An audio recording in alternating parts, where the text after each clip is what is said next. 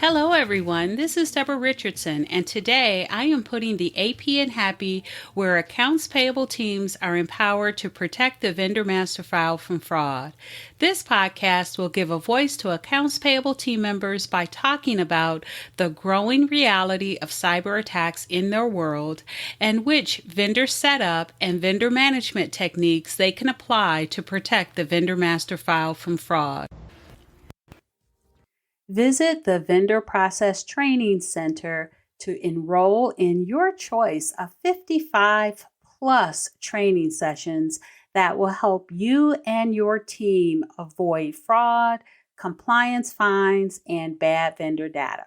Or just sign up to get access to vendor process FAQs and to attend weekly drop-in live Q&A sessions. Visit training.deborahrrichardson.com today. The link will be in the show notes. Something new and definitely not good. Fraudsters are expanding synthetic ID fraud from consumers to businesses. So discover what synthetic ID fraud is, why now, and how it affects the vendor team and what steps the vendor team can take to combat it. Keep listening.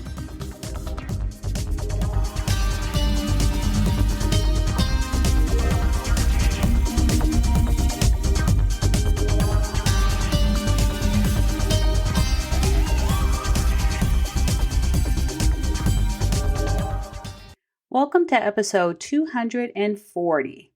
Can the vendor team combat B2B synthetic ID fraud? The first thing I want to answer is, what is synthetic ID fraud? And then we'll talk about how it affects the vendor team. And then we'll talk about some ways that I think, at least for now, the vendor team can combat this new fraud that's hitting businesses. So let's start with what is synthetic ID fraud. So LexisNexis defines it in their article called What is Synthetic ID Fraud? And I'll link that in the show notes, but they define it as when a fake identity is created by combining fabricated or synthetic credentials not associated with a real person. Okay, so now let's talk about a video from Bank Info Security. They had Dory Buckethall, and I hope I'm pronouncing her name correctly, but she's the Vice President of Risk and Fraud Solutions at Thomson Reuters. And she says that fraudsters are now expanding to B2B or business to business, right? They are expanding to become your vendors. And now they are opening bank accounts and credit cards using that synthetic identity. Now, this is something that has historically been within consumers or being done to consumers. And the question is why now? Well, LexisNexis said in their article, and again, that'll be linked in the show notes, they talked about how Social Security numbers have changed in how they've been kind of created. So in 2011, there was a change that the Social Security Administration put into place where they started randomizing the issuance of Social Security numbers, right? And that's supposed to protect the public. Because I specifically remember, and maybe you do too, that there was some type of guide that identified what made up your Social Security number. And so that included criteria like what state you were in, what year you were born in, right? Or maybe it was a range. And so if you knew certain pieces about a person, you can almost, right, guess their social security number, or at least parts of it. And so what the Social Security Administration did in 2011 is they started randomizing it. Well, that's fine for not being able to, identify parts of anyone's or maybe their full social security number based on specific factors about them. But it made it harder to detect a fictitious social security number. Now, we're talking about social security numbers, and I know that many vendors that you process have an employer identification number, an EIN, and EINs are generated or issued by the IRS. Now, I don't know how the IRS generates the full 9-digit EIN. I don't know if they randomize it or not. I do know that the first 2 digits of the EIN can be a certain set of digits based on their tax classification and whether or not they requested the EIN via their online form or not.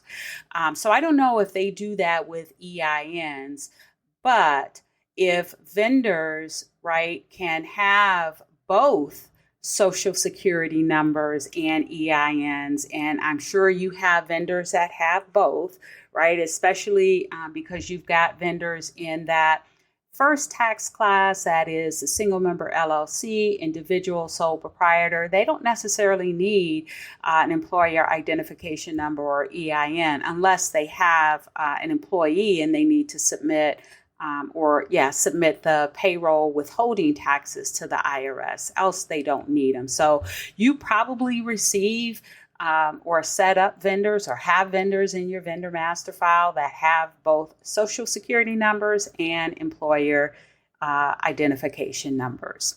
And now we know at least one of them can be fictitious or fake, and it can be hard to detect that is fake. Okay, so on that note, let's talk about whether or not the vendor team can combat B2B synthetic ID fraud. Let's just say, first of all, whether it's a real or fake EIN or SSN, here is really how I think the vendor team needs to combat synthetic ID fraud, and that is with a combination of your vendor processes for requests, your vendor requirements for vendor setup, and then also your vendor validations.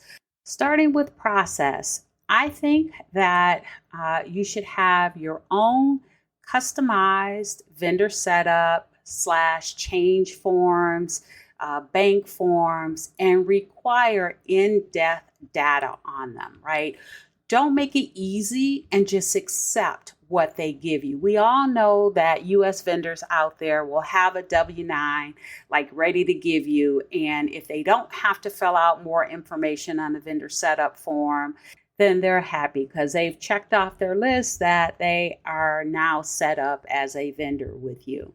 But I don't recommend that anyway, even outside of fraud, because if you only accept the W-9, right, you're not getting a lot of information. Yes, you get the legal name, you get the DBA if they have one, you get the tax ID, but you only get one address. And if a vendor puts like a P.O. box or a mailing address that you don't know is a P.O. box, but it actually is, and you can check that, you also need to get, not that there's anything wrong with that, but you do need to also get a physical address because many fraudsters will hide behind P.O. boxes.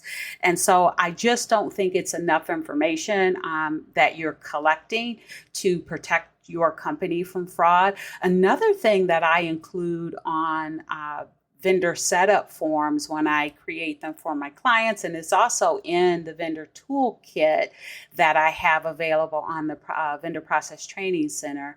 But there I have information on the internal team member that they have a relationship with. So they have to provide the name, they have to provide the contact information. And then that way, if there's any red flags on the vendor record or on the with the vendor request itself, then we've got somebody that we can reach out to.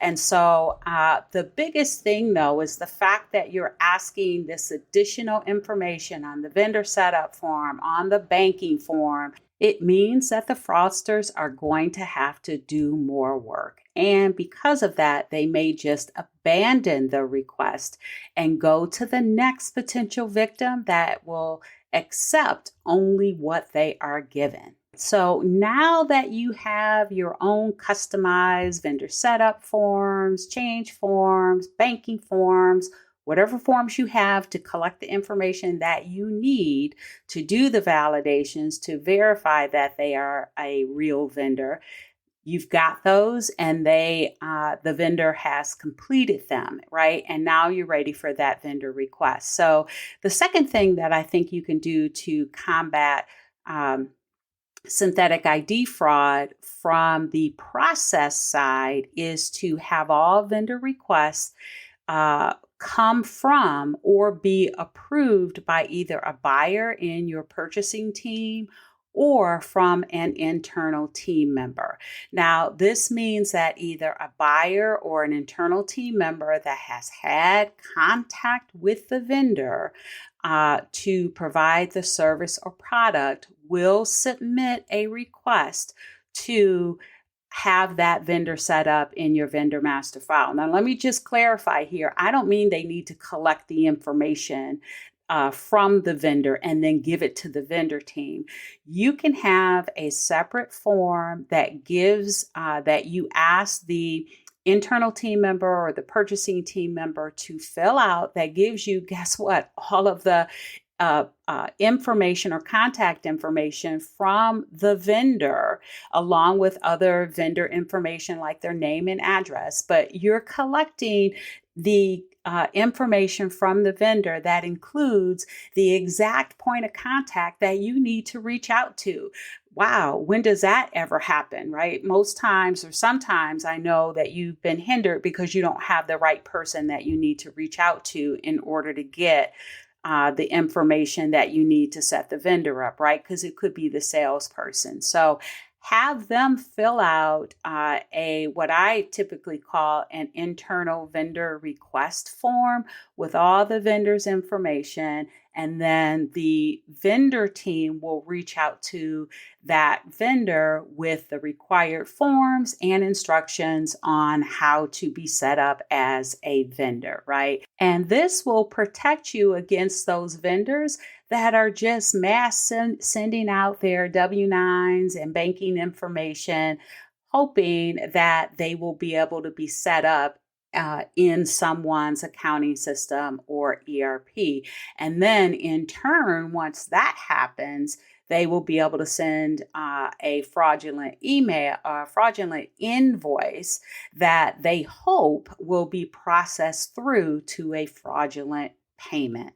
Now, I think this step works better when you have a buyer and a purchasing team. So if you have a purchase order policy and you have, PO compliance in place where most of your purchases is via PO, that makes it a lot better because typically the purchase order process or the sourcing process has a little more due diligence or more due diligence, I would say, than an internal team member that is looking for, a vendor to satisfy their service or product.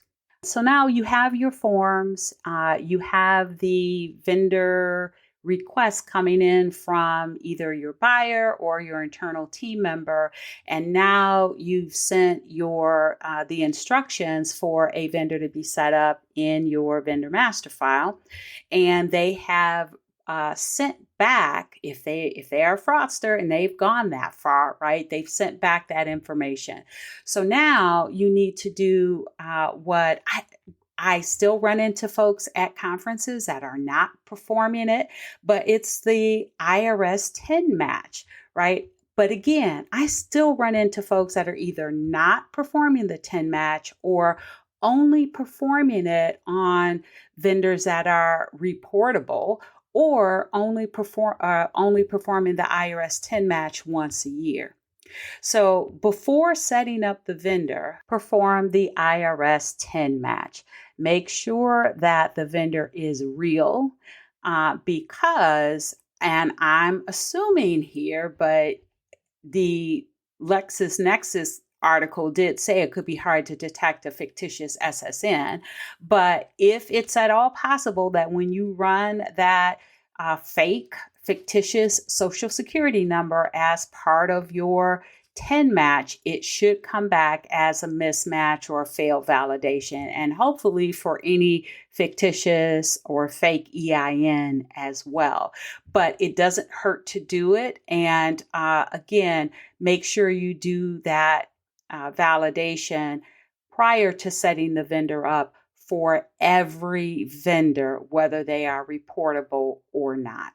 Now, the last way to combat synthetic B2B synthetic ID fraud, at least for now, is to check their address. So most of you probably already checked to make sure that the address exists, that it's valid, and that it's formatted so that it will be able to be deliverable. So whatever you send to the vendor will be able to be delivered. That also helps with preventing duplicate vendors. So if everyone's putting in addresses, the same way, standardizing them the way that, for example, United States Postal Service, USPS has it, then it's easier to find duplicates. So that may help with those fraudsters that are trying to perpetrate B2B synthetic ID fraud, because maybe they made up the address too, right? In addition to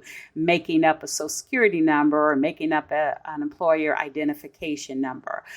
But what about those vendors that may just use, right, an address out there and then don't maintain it? So did you know that United States Postal Service, if they deliver mail to an address, but no one picks it up, the mail carrier will take it back to the post office. And then if no one picks up the mail after 90 days, they will mark the address as vacant. So if you check the status of an address and the status of the address is vacant, that could be another red flag. And by the way, USPS, right, they maintain that information, but when you go and go on their site and you do the lookup tool, right, to do the address validation, they don't tell you that. There is a company called Smarty.com and maybe some other companies as well, but they will give you, Smarty.com at least will give you the status of an address. And another thing I like about them is they will also identify if an address that maybe looks like a street address, but is not, they'll tell you if it is a P.O. Box only address. So you might want to add status to your address validation. All right, so I just talked about 4 ways that the vendor team can combat B2B synthetic ID fraud. Number 1 was have your own customized vendor setup, change forms, bank forms, so that you can collect more information than what they would normally just give you. And you're not just accepting or only accepting what they give you. The second one is to have all requests come from or be approved by a buyer in your purchasing team or the internal team member that they have a relationship with if it's a non-PO purchase. The second way was to make sure that you're performing the IRS 10 match. That may find that fictitious social security number or that fictitious employer identification number. It may result in a failed validation, which could be a red flag that this vendor is trying to perpetrate B2B synthetic ID fraud. And then the last one is to check their address. Make sure you check the status of that address. And so I do want to leave you, though, with something that Dory Buckenthal again said in that bank info security video I referenced earlier. She stated that really the way to combat B2B synthetic ID fraud is with artificial intelligence. So use AI to find anomalies in the data. And what I think she meant by that is to find a tool or continuous monitoring service to check the data in your vendor master file against, multiple different databases and resources to try to detect fraudulent data. I really think that we are getting into a space in the vendor setup and maintenance function where it's just bigger than the eagle eye of the vendor team to combat fraud. I think it's just bigger than that. But until then, make sure you are performing all your vendor validations recommended for your company, your vendors, your vendor countries, your industry, and more, and plug up any gaps in your vendor process using these 4 tips I just talked about, as well as any other gaps that you have in your vendor you have in your vendor process. And I know many of you already know, right? But plug up those gaps that can lead to fraud. And if you want help with either of those, check out the show notes for links to some of my services so that you can click through and get more information. So thanks, everyone. I hope you enjoyed the 250th episode of the Putting the AP in Happy podcast, where accounts payable teams are empowered to protect the vendor master file from fraud. Don't forget to check the show notes for the links mentioned in the podcast. And if you enjoyed this episode, consider subscribing and writing a review of my podcast on the platform that you use to listen. Stay happy.